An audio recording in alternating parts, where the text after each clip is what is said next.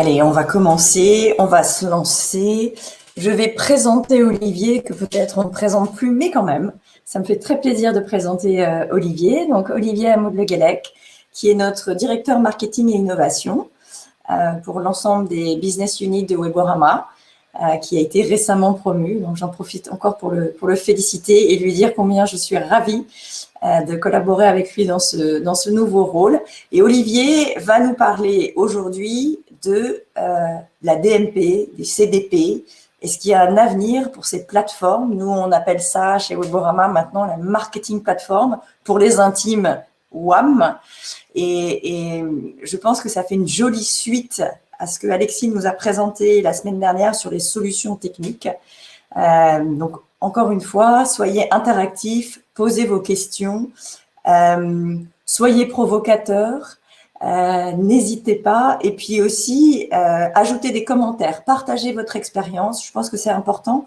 On est vraiment dans le cadre d'une sorte de petit déjeuner. On aimerait le faire en live. On ne peut pas le faire en live, mais donnez votre avis, partagez. Ça enrichira évidemment encore plus ce Morning Data. Allez, sans plus attendre, Olivier, c'est à toi. Merci Kim, bonjour à tous, merci d'être là. Ravi effectivement de pouvoir enchaîner sur cette session sur les marketing platforms, donc DMP, CDP. La semaine dernière, Alexis Sucrier, notre CTO, a détaillé un peu les solutions techniques sur l'avenir sans cookies, mais finalement, au-delà des solutions techniques, quel avenir maintenant pour ces plateformes qui exploitent ou n'exploitent pas, exploiteront ou n'exploiteront pas ce type de solutions. Juste avant de rentrer un peu dans le qu'est-ce qui sera possible dans l'avenir, je pense que c'est important de rappeler pourquoi en 2013-2014, les DMP se sont développés. Weborama a lancé la sienne au milieu d'année 2013. Ça a très clairement explosé en 2015-2016. Tout le monde a commencé à s'équiper à partir de là. Pourquoi finalement il y a eu ce besoin-là? Alors, il y a deux grandes raisons. La première, c'est la multiplication des sources de données. Dans ce monde finalement du web avec le média évidemment toujours plus présent en ligne, les données de sites internet, les données d'applications mobiles qui se sont énormément développées évidemment avec l'iPhone à partir de 2008, mais on est rentré à partir de 2013-2014 à une vraie augmentation des applications mobiles, y compris pour des services qu'on n'imaginait pas forcément se retrouver sur mobile, que ce soit sur votre fournisseur d'électricité, votre assurance, etc. Ce sont des sociétés qui ont lancé leurs applications mobiles et qui ont un certain nombre de données qui sont arrivées avec ça. Évidemment, le CRM, le PRM, de plus en plus complet, avec des technologies également qui se sont énormément développées sur la granularité des données qui étaient disponibles à ce niveau-là, et tout un tas de données third party. Donc évidemment, on les connaît très bien aujourd'hui, la sociodémographie, les moments de vie, les comportements, la géolocalisation, qui elle aussi d'ailleurs a été de plus en plus précise avec des applications mobiles. Bref, on est rentré dans un monde où on se retrouve pour un même utilisateur avec un très large scope finalement de données disponibles. Donc une complexité d'une certaine façon pour pouvoir les faire parler entre elles et pour pouvoir réconcilier ces données sur un même utilisateur. Donc ça, c'est un premier point qui a créé le besoin finalement de la DMP. Beaucoup de données et surtout des données variées. Le deuxième point, c'est la multiplication des technologies. Donc, avec évidemment le programmatique qui a pris encore plus de place à partir de 2014, pour atteindre presque 60% quelques années après, en 2017. Donc, très clairement, j'ai repris un peu les anciens logos volontairement, AppNexus, Adotmob, DoubleClick, qui est venu maintenant... qui a changé de nom du coup maintenant avec toute la suite Google, où on s'est retrouvé avec du Google Ads, on s'est retrouvé avec du GAM, etc. sur ces solutions-là, du DV, MediaMath, The Trade Desk, Snapchat aussi, les réseaux sociaux qui étaient finalement peut-être peu présents à l'époque. On avait très Facebook en tête, très Twitter en tête, mais on s'est retrouvé avec du Snapchat qui est apparu. On s'est retrouvé aujourd'hui, maintenant, en 2020-2021, avec du TikTok aussi, finalement. Donc, ces nouveaux réseaux sociaux avec une possibilité publicitaire, de ciblage publicitaire, évidemment du Criteo. Bref, énormément d'acteurs médias qui, d'une part, se sont multipliés et des acteurs en plus qui ont absorbé de plus en plus de budget médias à ce niveau-là. Les onboarders, aussi, donc Graphinium, LiveRamp, Temelio, pour citer les trois qui sont en France à partir de ce moment-là. LiveRamp arrive un tout petit peu plus tard, je crois 2017 à ce niveau-là, sur ces sujets-là. Les data providers, évidemment Weborama, mais nouveau LiveRamp, Data, Cross, Nielsen, et d'autres tech, y compris finalement sur le CRM. Je l'ai mis, elles ne sont pas forcément apparues, mais Salesforce, Unica, par exemple, sur les liens avec les données de site, les liens avec les données mobiles, pour ensuite en faire une activation média. Ces outils-là ont pris une part de plus en plus importante. Donc, multiplication des technologies, multiplication des données. J'ai besoin à la fois de réconcilier mes données qui sont variées avec des technologies qui sont, elles aussi, de plus en plus variées. Les DMP se sont placés très clairement là-dessus avec un outil de communication, le cookie tiers, on le connaît, un outil qui est très pratique finalement parce qu'il était, je parle très clairement au passé, il était très durable, quasi persistant à l'infini, à quelques exceptions près, un navigateur qui change, un nouvel ordinateur, mais globalement à cette époque-là, le cookie, third party, une fois qu'il est mis, il dure minimum 1 an. Donc il n'y avait pas cette difficulté qu'on peut avoir aujourd'hui à conserver un utilisateur dans le temps. Et ce cookie permettait de faire communiquer tout cet écosystème, toutes ces données ensemble, que ce soit les DSP avec de la third party, de l'onboarding lié à la collecte du site et du CRM qu'on peut activer en retargeting suite à une action sur le site. Bref, tout ça était plutôt pas mal grâce au cookie tiers. Évidemment, il s'est passé ce qu'on sait. Ça a commencé avec Safari. Alors, sur les parties navigateurs, ça a commencé avec Safari, ITP, depuis 2015 à peu près, alors annoncé 2014 et déployé à partir de mi-2015, donc qui a tout doucement limité ce qu'on pouvait faire avec les cookies tiers, à la fois dans le temps, sur la durée de conservation, et à la fois sur ce qu'on appelle les possibilités cross-site, donc en fait la possibilité de dire j'ai un cookie tiers sur un site, je peux le lire sur un autre site. Ça c'est quelque chose que Safari tout doucement a limité, jusqu'à atteindre en 2020 un arrêt total finalement du support des cookies tiers. Firefox a suivi cela depuis début 2020 avec la même chose, sur la limitation des possibilités des cookies tiers, qui va introduire, peut-être que vous avez vu cette annonce déjà, qui va introduire d'ici quelques semaines une mise à jour pour finalement faire ce que Safari avait commencé à faire en 2015. Donc il y a quand même 6 ans qui se sont passés pour commencer la même chose de ce côté-là. Et Chrome, on le sait tous maintenant, janvier de l'année dernière, a annoncé d'ici 2022, enfin pour l'année 2022, la fin du support des cookies tiers. Donc une limitation navigateur et une limitation aussi d'un point de vue législatif dans les différents pays. Ça a été mondial. On a beaucoup parlé du RGPD en Europe, mais en réalité, voilà, tous les pays ou États des États-Unis, dans certains cas comme la Californie, se sont progressivement, depuis 2014-2015, dotés d'un certain nombre d'outils législatifs pour contraindre les éditeurs technologiques à un plus grand respect de la vie privée des internautes. Donc on se retrouve aujourd'hui face à un certain nombre de limitations auxquelles les DMP, les CDP doivent répondre à la fois techniquement et à la fois d'un point de vue législatif. En Europe, par exemple, parlons du consentement plus particulièrement. L'une des solutions, donc on en a un peu parlé la semaine dernière, c'est le cookie first, le local storage. Ça, c'est quelque chose qui est apparu assez vite après les premières limitations de Safari. Donc à partir de 2016, fin 2016, début 2017, on a commencé à avoir de plus en plus de cookie first. Le local storage, j'y arrive un petit peu après, mais globalement, le principe est même. Finalement, c'est la partie en bas à gauche. Le cookie first, il va me permettre de faire énormément de choses, collecter sur le site, pouvoir communiquer avec l'ad server éditeur depuis mon site. Donc, on est très dans un environnement éditeur dans ce cas-là. Continuer à faire mon onboarding CRM sur le site, donc faire un lien entre un internaute anonyme et finalement son profil CRM ou PRM à condition qu'il se connecte. Évidemment, le trafic authentifié et toujours le trafic anonyme. Avec le cookie first, on peut continuer finalement à suivre ce qu'il fait sur mon site en anonyme. J'ai pas de lien forcément avec le reste, mais j'ai mon trafic anonyme qui est traqué sur mon site.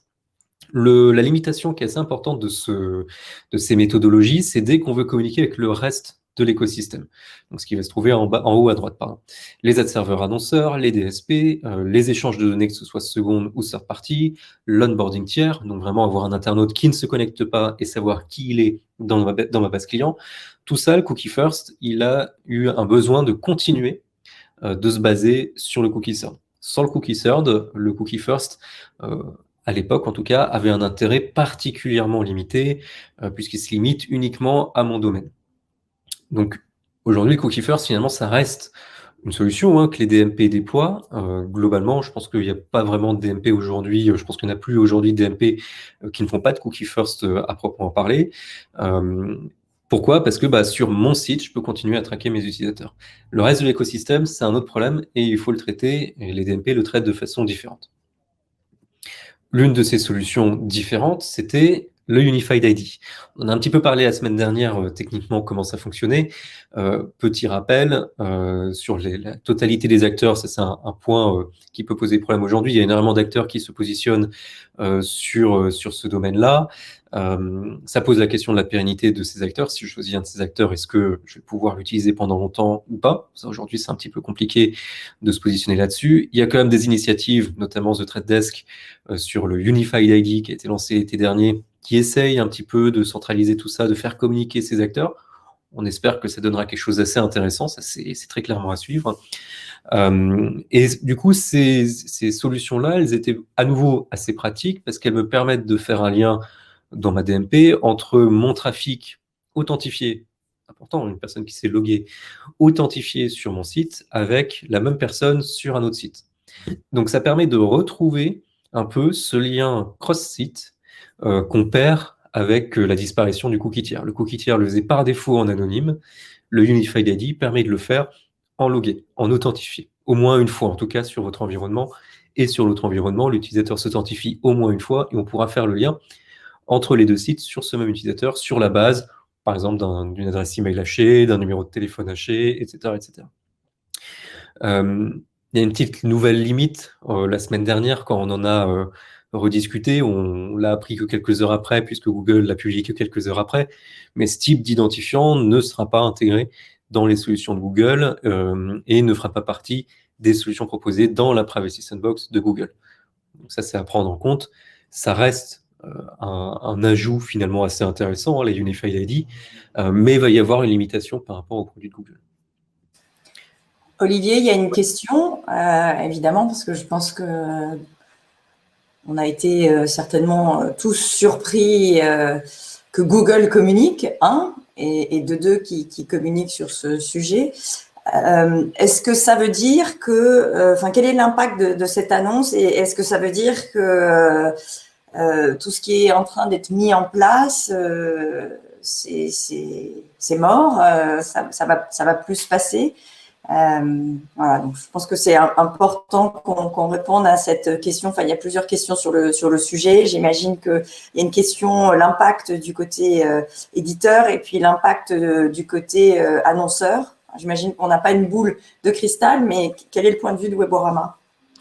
Alors, est-ce que ça pour commencer par ta première partie de question, est-ce que ça ne sert plus à rien sur le travail qui a été fait dessus?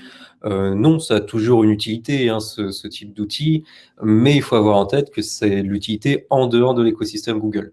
Donc, que ce soit par exemple Xandr, justement, sur l'activation avec Xandr, ces outils aujourd'hui, a priori, auront toujours un intérêt pour faire de l'activation programmatique avec Xandr. Et donc, ça garde quand même une utilité qui n'est pas nulle, mais qui va être limitée très clairement une fois que, pas une fois, c'est-à-dire que maintenant qu'on sait que je ne vais pas pouvoir faire du programmatique avec DV sur la base de ce type d'identifiant.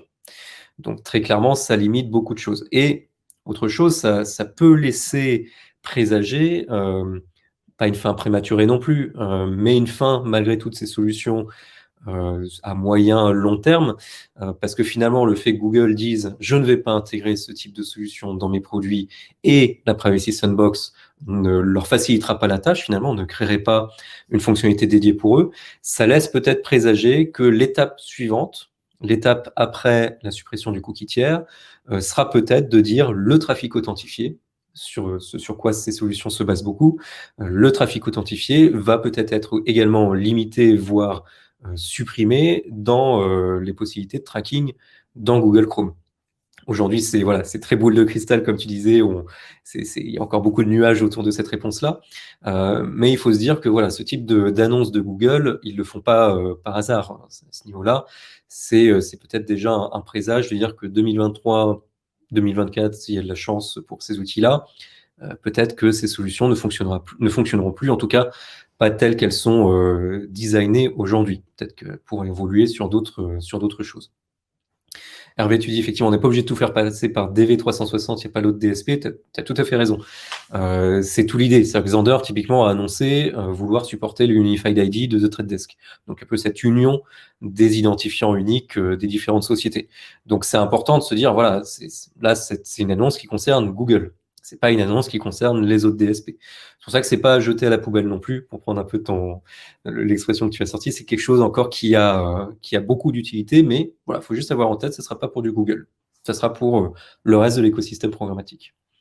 Et il y a une question qui vient avec, Olivier, c'est est-ce qu'on est capable d'estimer qu'est-ce que c'est le reste? Voilà, je pense que la question, ça tourne autour de à combien on estime finalement ce trafic logué, est-ce qu'il est important dans l'écosystème? Et je sais qu'on en a parlé récemment ensemble, donc peut-être qu'on peut avancer quelques chiffres, notamment ce qu'on constate, nous, en tant qu'acteurs sur le marché américain. Oui, il y a, alors sur le trafic logué, justement plus spécifiquement, déjà il y a une grosse partie de ce trafic qui est centralisée par les walled gardens, les réseaux sociaux. On va penser Facebook en premier, évidemment là-dessus. Aujourd'hui, la part sur tout le trafic web, sur le trafic logué, c'est 30-40% centralisé par les walled gardens, ce qui est énorme, hein. Donc eux vont pas être particulièrement impactés par ces changements côté Google.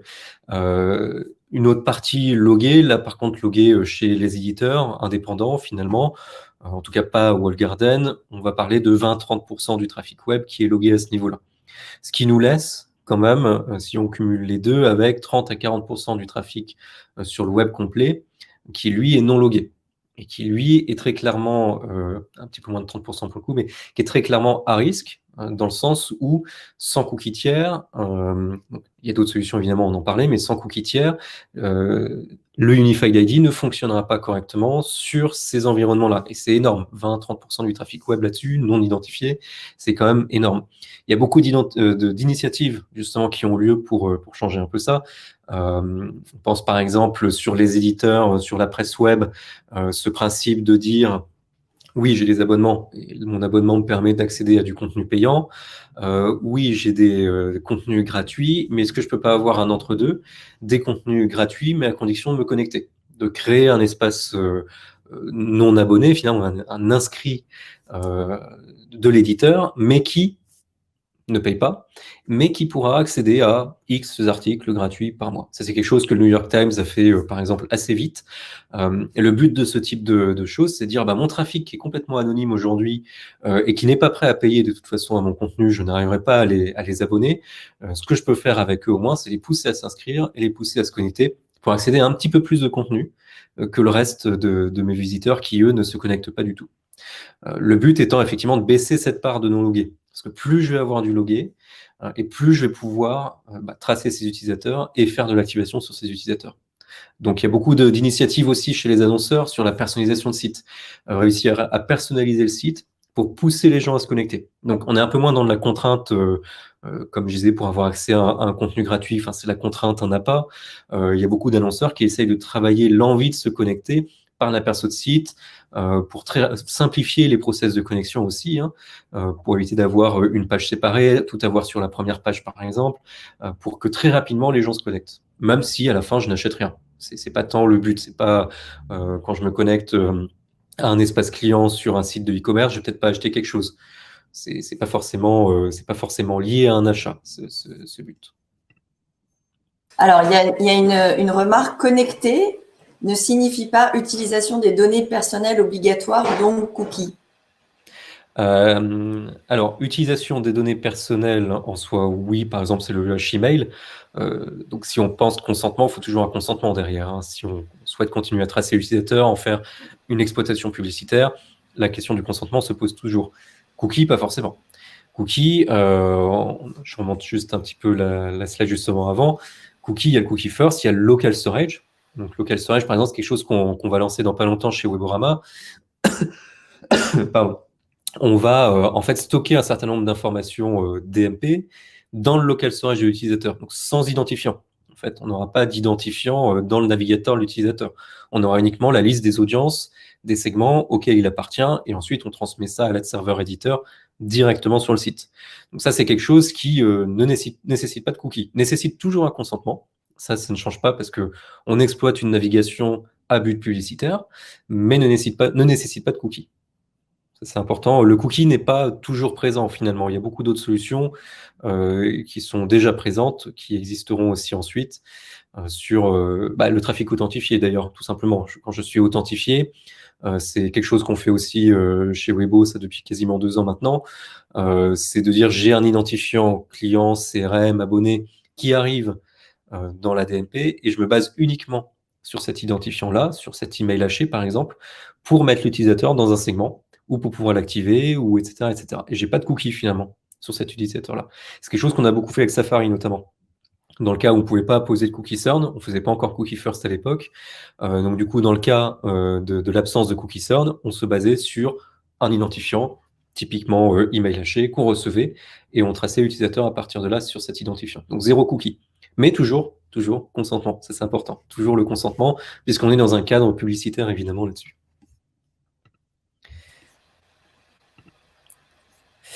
Juste pour reprendre ta question, Mikim, sur la différence annonceur-éditeur par rapport aux conséquences sur le Unified ID, par exemple, qui peuvent y avoir. C'est évidemment complètement différent d'un point à l'autre. Les éditeurs vont rester un petit peu privilégiés, on va dire, dans ce monde-là. En tout cas, moins impactés. Privilège, c'est peut-être un grand mot, mais moins impactés.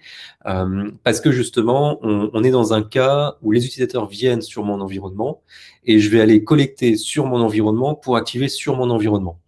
Et tout ça, c'est quelque chose qui reste, d'ailleurs, je crois que juste après, voilà, j'ai une petite slide sur la Privacy Sandbox, c'est quelque chose qui reste totalement légitime dans la Privacy Sandbox, donc le trafic first party, donc qui n'est pas supprimé par Google à partir de 2022. Pareil pour le trafic authentifié. Donc les éditeurs vont pouvoir continuer à poser du cookie first, à utiliser le trafic authentifié dans Google Chrome pour aller mettre des utilisateurs dans des segments et les activer sur la serveur éditeur, pardon. Donc ça ne change pas vraiment finalement pour eux sur les cas d'usage classiques, on va dire, d'une DMP. Il y a une question sur le local storage d'Hervé. Je crois qu'on y répond juste après, mais c'est intéressant. Dans le cas du local storage transmis directement au serveur éditeur, les stratégies de retargeting sont-elles toujours possibles ? Alors, le retargeting, dans le sens où je suis passé sur le site d'un annonceur et ensuite je vais sur le site d'un éditeur et je suis retargeté, pas avec le local storage. Le local storage, en fait, il est vraiment limité au site sur lequel je suis présent. Donc, si je suis sur un site annonceur et que je stocke des données dans le local storage du site annonceur, l'ad server éditeur sur un autre site ne pourra pas lire cette information-là. Donc, c'est vraiment un espace de stockage qui est dédié uniquement au site internet sur lequel je suis. Pour communiquer ensuite entre les deux, c'est là où le cookie tiers était très utile, voilà, pour faire le lien entre deux technos différentes, entre deux sites différents. Les ID uniques peuvent être une solution là-dessus, justement, de dire j'ai un prospect qui s'est connecté. La connexion reste importante. J'ai récupéré une adresse email. Je vais vouloir l'activer chez un éditeur où à nouveau ce prospect s'est déjà connecté. Je vais pouvoir faire un lien. J'ai la même adresse email, peut-être d'autres identifiants qui traînent au passage, mais j'ai pu faire un lien entre les deux comportements. Donc, je peux faire un retargeting dans ce cas-là. Mais c'est beaucoup plus limité. En tout cas, c'est pas aussi simple et aussi rapide que le retargeting d'aujourd'hui avec du cookie tiers. Je vais pas pouvoir faire ce lien directement et aussi simplement, et je vais surtout pas pouvoir faire ce lien en 100% anonyme. En tout cas, à nouveau, hors Privacy Sandbox. Privacy Sandbox, c'est un cas un peu particulier.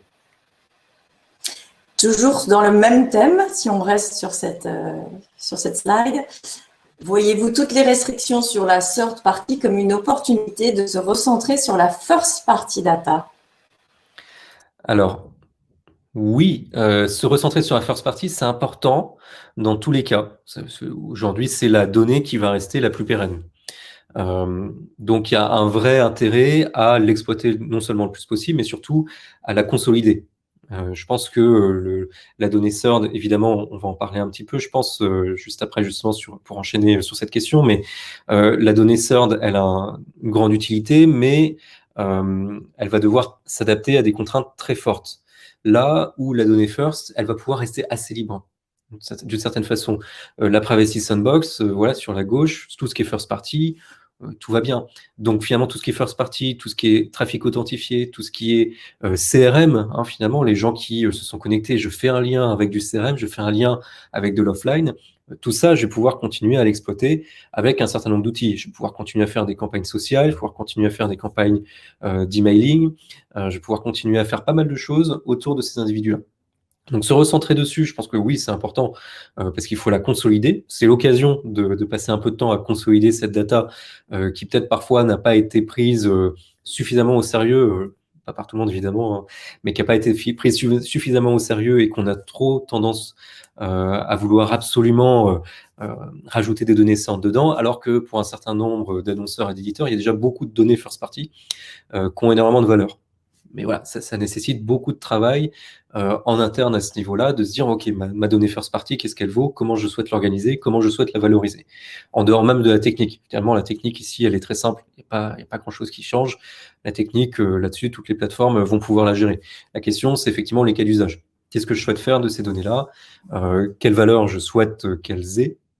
Quelle valeur elles ont? Et quelle valeur est-ce qu'elles peuvent avoir si je les organise d'une telle façon?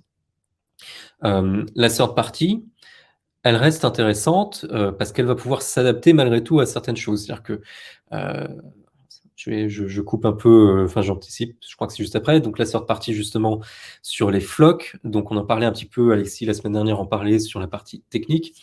Les flocks, donc ces identifiants qui vont regrouper N navigateurs. Ça c'est pas encore très clair la quantité de navigateurs qui seront derrière un même identifiant de floc. On va pouvoir les utiliser pour la third party.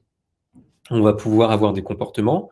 Par exemple, aujourd'hui, Weibo, donc sémantique. Aujourd'hui, Weibo, c'est on lit le contenu d'une page web qui a été consultée par un internaute et on va pouvoir en tirer finalement une information sémantique puis comportementale par rapport à ce que l'internaute consulte.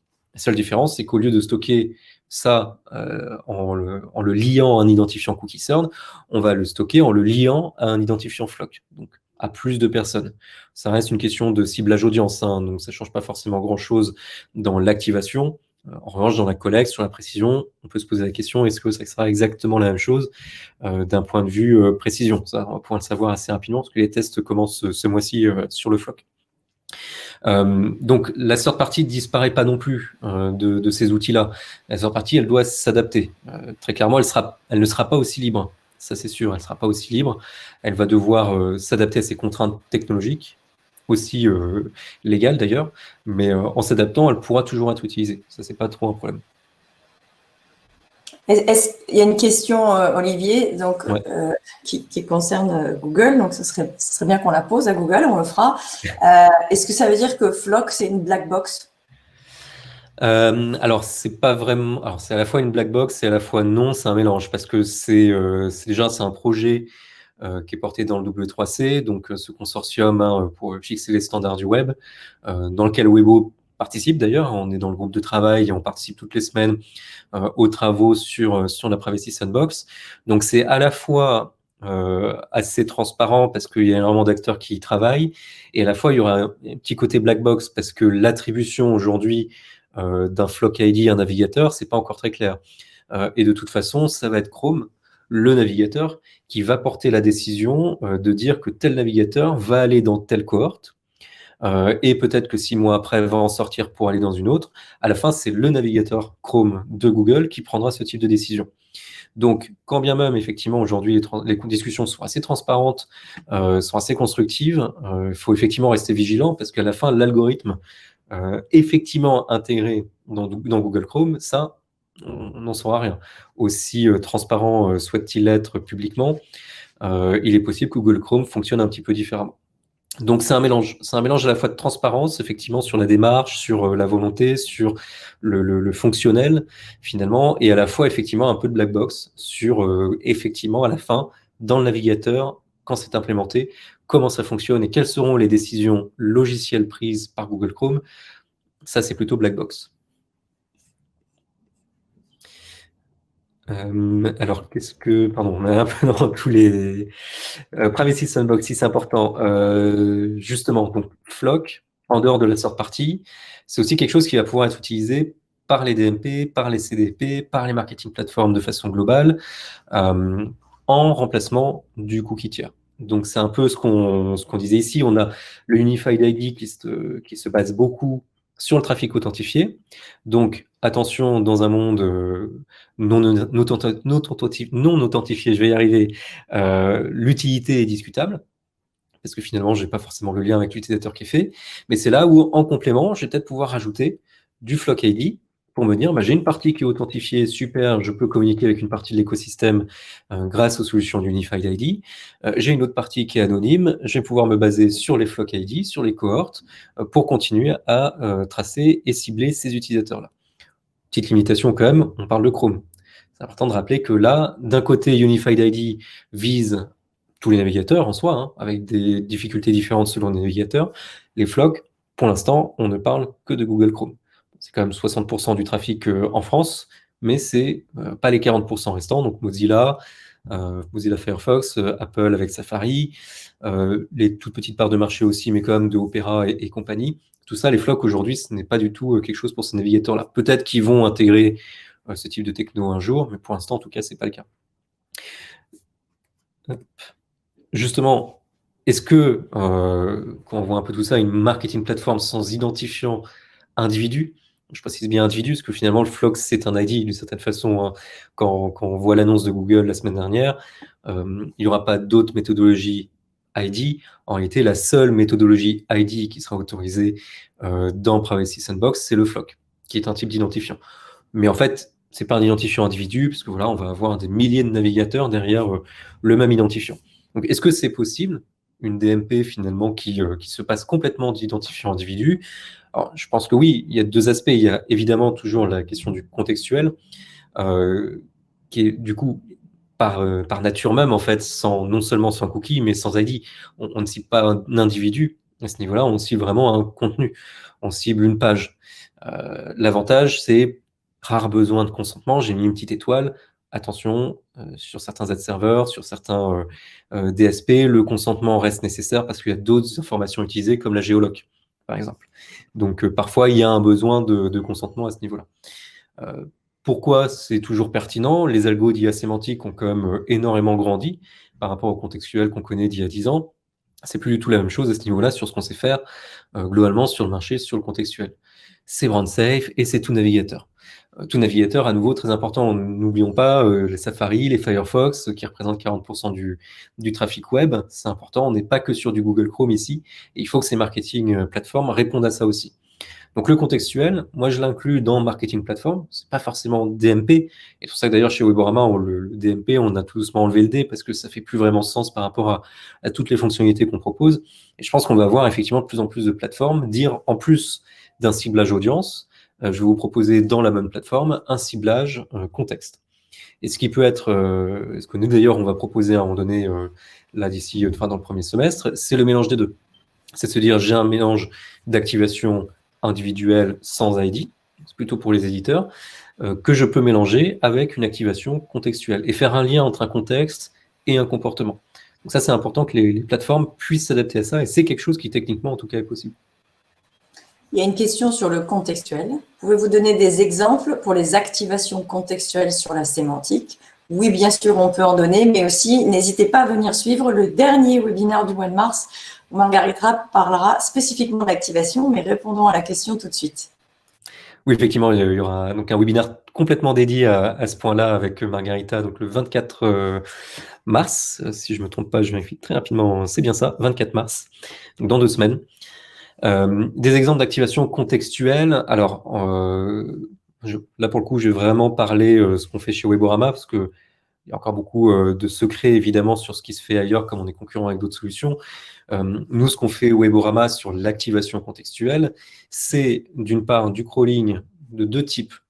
Pour les annonceurs, c'est du crawling qu'on fait sur l'open web. C'est-à-dire qu'on va chercher le contenu, un peu comme pour la base de données aujourd'hui, le contenu qui est disponible en libre accès pour nous, Weborama, qu'on a le droit de crawler. C'est-à-dire qu'il n'y a pas de, non seulement il n'y a pas de datadome, mais en plus, on n'a pas, vous savez peut-être dans les sites internet, il y a un petit fichier qui dit quel robot a le droit de passer ou pas. Donc tout ça, tout ce contenu, on va l'appeler l'open web, on le crawl on le classifie, et ça va nous donner, là dans le monde, Weborama, c'est plus de 200 millions d'URL finalement par mois qu'on crawl et qu'on classifie. Ça, ensuite, on va les classer dans des clusters. Pareil, c'est un peu aujourd'hui les mêmes que la base de données Weborama. On a les 200 clusters intérêts achat automobile, le cluster intérêt vie de famille, le cluster intérêt voyage en train. Bref, on en a 200 génériques finalement. Et on va classer ces 200 millions d'URL chaque mois dans ces 200 clusters. En plus de cette taxonomie générique, comme on l'appelle, on a un outil où on va proposer finalement à nos clients, aux annonceurs, d'aller créer leur propre segment. Dire, j'ai tel mot qui m'intéresse, je sais pas, les végétales par exemple, j'ai tel mot qui m'intéresse, je vais aller chercher le contenu qui contient les végétales, et je vais aussi chercher à pouvoir exclure le contenu qui ne m'intéresse pas. Donc c'est vraiment un outil où je dis j'ai tel mot qui m'intéresse, tout autour de ce mot-là, nous, Weborama, on va proposer d'autres mots qui sont très liés finalement à ce contexte-là, que vous pouvez décider d'ajouter ou pas. Et ensuite, vous pouvez dire, et au passage, alors j'ai choisi lait végétal, mais je souhaite enlever, je sais pas, lait de soja par contre. Pourquoi pas. Et dans ce cas-là, le résultat, ça va être un nombre d'URL qui contient lait végétal, mais pas lait de soja. Ces URL-là, ensuite, on les transmet tout simplement à l'univers programmatique, donc que ce soit DV, que ce soit Xander, c'est les deux aujourd'hui, nous, auxquels on est connectés. Globalement, c'est en train de se développer partout sur ces outils-là, donc, et les DSP s'adaptent aussi à ces technos-là. Donc, ça va, un peu comme à l'époque du cookie, s'ouvrir de plus en plus aussi sur les autres DSP à ce niveau-là. Mais voilà, ensuite, ce sont des listes d'URL, des clusters d'URL qu'on transfère au DSP et qu'on active ensuite en programmatique. Donc, c'est comme un cookie, sauf que sur l'individu, c'est vraiment le contexte qu'on va cibler à ce niveau-là. Ça, c'est d'un point de vue annonceur. D'un point de vue éditeur, ce qu'on propose dans la plateforme, c'est non pas d'aller crawler l'open web, évidemment, mais de crawler le contenu de l'éditeur uniquement. Donc, on prend un site de presse, on va aller crawler tous les articles finalement qui sont sortis. Ça sert à rien d'aller trop dans les archives non plus. On va en tout cas crawler le contenu qui est consulté, un minimum. On va à nouveau les classifier. Toujours ces deux possibilités, soit dans mes 200 clusters génériques, soit j'en crée des particuliers parce que j'ai un besoin spécifique. Sauf que cette fois-ci, les URL qui sortent, elles sont pas sur l'open web, elles sont pas pour le programmatique, elles sont sur l'écosystème de cet éditeur-là, et donc on peut transférer dans l'ad server de cet éditeur-là. Donc là, c'est pour l'éditeur la possibilité de dire j'ai une segmentation par défaut, contextuelle, générique, avec 200 clusters près d'un coup, finalement, ce qui est plutôt pratique, j'ai pas de segmentation manuelle à faire. Si j'ai un besoin d'un annonceur, je peux en créer un particulier de cluster sur une thématique particulière, et je vais avoir immédiatement toutes les URL, tout le contexte qui est associé, et je peux le transférer à mon ad server, et je peux activer sur les utilisateurs qui consultent ces contenus-là. Une question sur le crawling. Combien de jours en arrière remonte-t-on? En soi, il n'y a pas vraiment de limite. On pourrait très bien, si on le souhaitait, remonter au début d'Internet. Techniquement, il n'y a aucune limite là-dessus. De façon générale, nous, ce qu'on fait, c'est qu'on ne crawl que le contenu qui a été vu un minimum de fois. Et ça, c'est quelque chose qui se règle, en fait. Par exemple, pour un éditeur, dans le cas d'un article d'archive qui a peut-être été consulté une fois dans le mois en cours, est-ce que ça sert vraiment à quelque chose de crawler ce contenu? Pas forcément, parce que c'est créer une charge financière pour l'éditeur, pour finalement une page qui ne sera jamais ciblée parce que c'est quelqu'un qui a acheté un contenu archivé et que personne n'ira consulter aujourd'hui. Donc finalement, il y a deux types de critères. Soit on prend un critère de date de publication, on peut rester sur le classique qu'on connaît bien chez Weborama, les 30 derniers jours. Peut-être qu'on peut passer à 60, peut-être qu'on peut passer à 120 pour garder effectivement du contenu frais. Mais alors là, il y a un risque, c'est que si soudainement il y a une ancienne page populaire, enfin une ancienne page qui redevient populaire, on va pas pouvoir la crawler, pas pouvoir la cibler. Donc il y a cette solution de dire voilà, on prend une date de publication. Et la deuxième solution, c'est plutôt nous laquelle voilà sur laquelle on se base. Et d'ailleurs, globalement, je crois que c'est à peu près ce qui se fait de façon assez globale, c'est de dire il faut un minimum de visites sur cette page pour déclencher un crawling. Donc, pour reprendre l'exemple de cette page d'archives, qu'il y a une personne qui a consulté cet article qui date de 2008, par exemple, il n'y a pas d'intérêt de la crawler. Par contre, s'il commence à y avoir 50, 100, 1000 consultations, il y a quelque chose qui se passe, le contenu est en train d'être consulté à nouveau, crawlons-le, classifions-le et mettons-le à disposition de l'activation à ce moment-là. Parce que c'est un contenu qui, à nouveau, a un intérêt visiblement pour les internautes, à nouveau est consulté de façon importante, peut-être qu'il a été partagé sur Twitter, peut-être que soudainement il ressort dans les résultats de recherche parce qu'il y a une actualité, etc. etc. Donc c'est un seuil de déclenchement finalement de visite qui fait qu'on va aller le crawler. Nous, on va faire un mélange des deux. Parce que par défaut, on va se dire, par exemple pour le site d'un éditeur, un article un article qui vient de sortir, on ne va pas attendre qu'il y ait 1000 visites pour le crawler. Il faut qu'il soit tout de suite crawlé. Parce que va tout de suite y avoir, dès le lendemain ou dans les minutes qui suivent, des utilisateurs qui vont venir consulter ce contenu. Donc il faut le crawler au plus vite. Et à la fois, le contenu plus ancien, à partir d'un moment où il est consulté un minimum de fois, on va à nouveau le crawler. Donc c'est vraiment un mélange de ce qu'on choisit. Je voyais, il n'y a plus de questions. Sur toujours donc ces marketing plateformes sans identifiant individu, donc activation contextuelle, activation floc. Donc j'en parlais un petit peu juste avant. Je considère que c'est un ID, mais pas un ID individu. Ces plateformes peuvent complètement s'adapter à cette technologie-là, d'autant que finalement on parle d'un ciblage par audience. C'est quelque chose que finalement les DMP faisaient déjà. Avoir des millions de cookies qu'ensuite on met dans des catégories communes pour pouvoir cibler ces millions de cookies, en fait, c'est un peu la même chose que ce que fait le floc, pardon. Donc, c'est un ciblage par audience. On peut espérer, du coup, une performance équivalente. J'ai mis une petite étoile aussi. Petit point d'attention, Google a annoncé en décembre, c'est Google qui l'a annoncé sur des tests, une perte finalement de performance limitée à 5%. C'est une annonce Google, c'est discutable. On va pouvoir le tester dès ce mois-ci, dès le mois prochain, parce que la version de la Privacy Sandbox avec Flock passe en bêta développeur sur Chrome. Donc c'est quelque chose qui va pouvoir être très vite vérifié. Les dires de Google de dire qu'il reste seulement, enfin qu'il y a une perte seulement de 5% de performance, nous, Eborama, mais aussi nos partenaires, mais aussi nos concurrents, tout le monde va pouvoir tester et tout le monde va pouvoir vérifier ça. L'avantage, c'est de garder les données cross-source, évidemment, de faire ce lien-là, et finalement un potentiel d'ouverture, ce que je disais tout à l'heure, sur d'autres navigateurs. C'est pas impossible que ce système-là, une fois validé par le marché, une fois validé aussi par le législateur, qu'il n'y ait pas de problème, en tout cas, vu, détecté par le législateur sur ce type de solution, c'est pas impossible que d'autres navigateurs se mettent à l'implémenter également. Alors, il y a un commentaire de Fred Grelier, que vous connaissez tous, notre CDO, qui n'arrive pas à monter sur scène, je ne sais pas pourquoi, mais on va résoudre ce problème technique au moins pour le prochain, qui dit « Bonjour à tous ». Pour revenir sur les flocs, a priori, les flocs ID ne sont pas une donnée personnelle. Donc, elles ne rentreraient pas donc, dans le champ d'application RGPD. Malgré tout, la lecture du flock ID rentrerait dans le champ d'application d'e-privacy. Donc, il faudra probablement un consentement. Voilà, donc c'est important à suivre.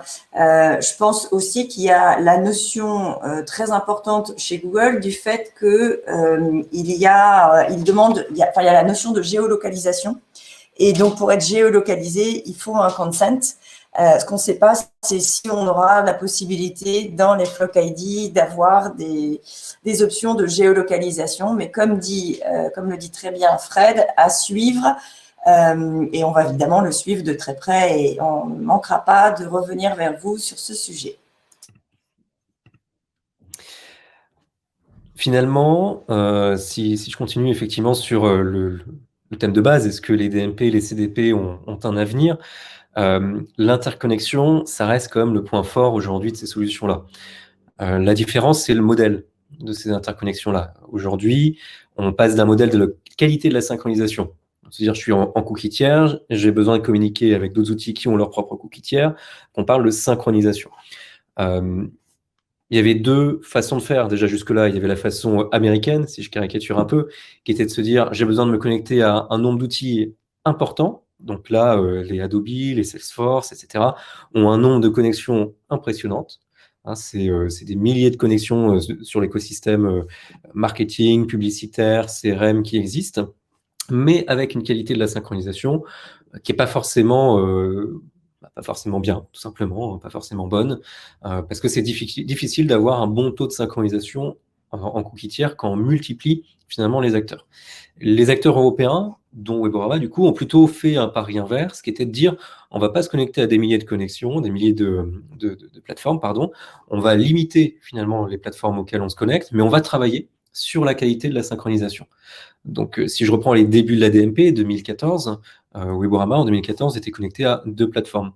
En 2016, c'était 15. Bon, aujourd'hui, tout pays confondu, on est à plus d'une centaine.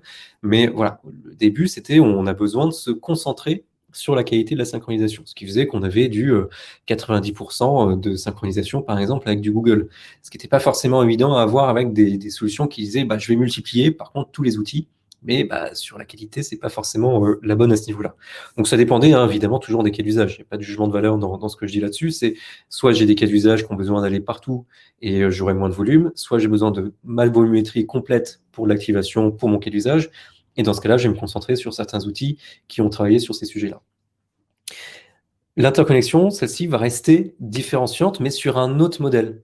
Pas sur un modèle vraiment de la qualité de la synchronisation, on ne va plus à proprement parler de la synchronisation, mais à la diversité des méthodologies, d'une part, et des typologies de connexion.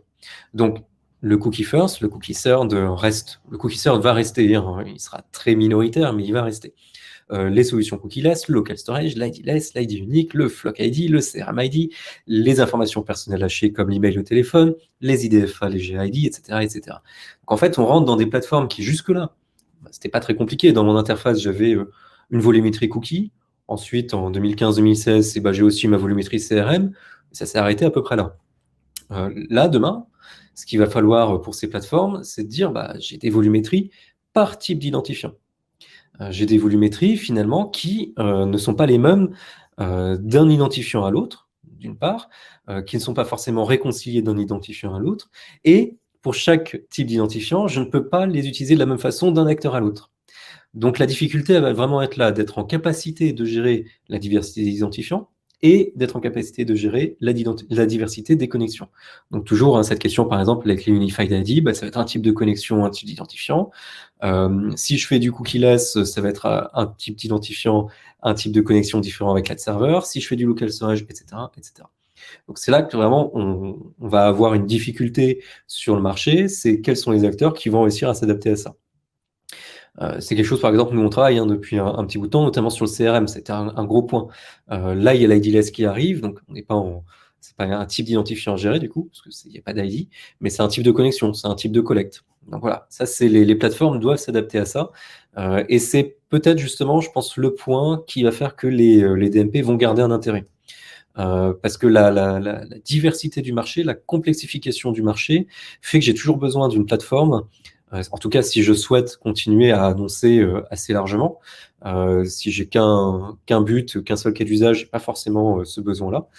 Mais si je souhaite continuer à annoncer largement, si je souhaite faire du social, du programmatique, du marketing direct, etc., j'ai besoin d'une plateforme qui est en capacité de réconcilier tout ça. Sinon, si je fais un à un finalement ces différentes activations, je ne vais pas avoir de réconciliation. On peut se poser la question de la qualité finalement des activations que je fais à ce moment-là. Justement, complètement lié, ce qui va devoir être adapté, ce sont aussi les algos. Donc le cross-device, par exemple, qui ne sera plus du cross-device, mais un cross-device plus cross-identifiant. Sur mon ordinateur fixe et mon ordinateur portable, je vais peut-être avoir plusieurs fois plusieurs types d'identifiants pour le même type de technologie. Donc mon cross-device, il va être très compliqué finalement à mettre en place parce que je ne suis plus uniquement sur j'ai un même type d'identifiant mais sur 2 ordinateurs, j'ai besoin de les relier. Non, j'ai peut-être 10 identifiants sur les 2 ordinateurs et j'ai besoin de relier chacun des 10 identifiants entre eux. C'est un gros travail. Pareil sur les lookalikes, j'ai des comportements qui vont être identifiés sur un cookie sound, des comportements qui vont être identifiés sur un flock ID, des comportements qui vont être identifiés sur un CRM ID. Je vais devoir faire en sorte que mon algorithme réconcilie bien tout ça. C'est complètement lié au cross-device, que les lookalikes doivent bien réconcilier tout ça avant de commencer à travailler et à faire du lookalike. Parce que sinon, en fait, quand je fais mon jumeau statistique, je suis en train de ne me baser que sur une partie de l'information de l'individu. Ce qui n'est pas suffisant finalement pour faire un lookalike de qualité. Donc là, ce qui va différencier les acteurs, c'est vraiment qui a investi ou pas sur la data science, qui travaille sur ces algorithmes ou pas depuis des années. Parce que finalement, ça va être compliqué pour les acteurs qui se sont peut-être contentés, pour pas non plus réduire le travail qu'ils ont fait, mais les acteurs qui se sont contentés d'une plateforme finalement avec des fonctionnalités sans aller explorer les possibilités de data science à côté, elles vont se retrouver dans une difficulté pour adapter les algorithmes. Là où les acteurs qui ont peut-être travaillé les algorithmes à côté, séparés finalement de la plateforme, hein, pas forcément qui étaient pas forcément dans la plateforme dès le début, mais les sociétés qui ont vraiment travaillé sur tous ces sujets-là vont pouvoir faire ces liens à un moment donné entre, voilà, j'ai des difficultés techniques qui apparaissent, des difficultés marché qui apparaissent, j'ai une plateforme qui peut intégrer le travail que je fais depuis 10 ans justement sur ces choses-là, il faut que j'adapte mes algos et que je les intègre dans la plateforme. Donc, autre point par rapport le point central que sont les interconnexions et qui feront que les DMP, les CDP continueront à être utiles. Donc, en plus d'interconnexions puissantes, ça va être est-ce que j'ai une data science au service de ma plateforme et non pas juste une plateforme avec des fonctionnalités qui sont listées et qui s'arrêtent là. C'est est-ce que j'ai une data science qui peut rentrer dans cette plateforme et aller plus loin que une segmentation, aller plus loin que je fais ma petite audience, je l'active et c'est terminé. Ça va vraiment être indispensable pour les plateformes pour continuer à rester pertinentes justement là-dessus. Voilà sur tout ça. Je ne sais pas s'il y avait d'autres questions. Parfait. Non, j'ai pas vu d'autres questions. Merci pour votre participation. Si vous en avez d'autres, n'hésitez pas. C'est le moment. On nous reste encore quelques minutes avant la fin du webinaire. Merci beaucoup, Olivier. Évidemment, tout ça est voilà. Merci beaucoup, ultra clair. Merci. On va suivre avec énormément d'attention l'actualité. On est dans une sorte de tourbillon bouillonnant, passionnant. On suit ça pour vous avec attention. On ne sait pas tout. On est très humble également, donc n'hésitez pas à partager vos expériences, à nous poser des questions pour qu'on se creuse les méninges et qu'on revienne vers vous avec soit des solutions, soit des réponses. Et puis, j'espère qu'on se retrouve très vite la semaine prochaine. Grand sujet qui fait une bonne transition avec les marketing plateformes ou data lake et puis connaissance client avec Antoine Zaibes, notre directeur des études et data science. Et puis, la semaine suivante, notre fantastique Margarita, qui est directrice conseil en programmatique. Voilà, très bonne journée à toutes et à tous. Et on se retrouve très vite. Si vous n'avez pas eu le temps de poser vos questions, si vous en avez d'autres qui viennent après, n'hésitez pas à nous contacter. Avec Kenny, on est à votre disposition. Et puis, bien sûr, le webinaire vous sera envoyé. À très bientôt. On vous embrasse.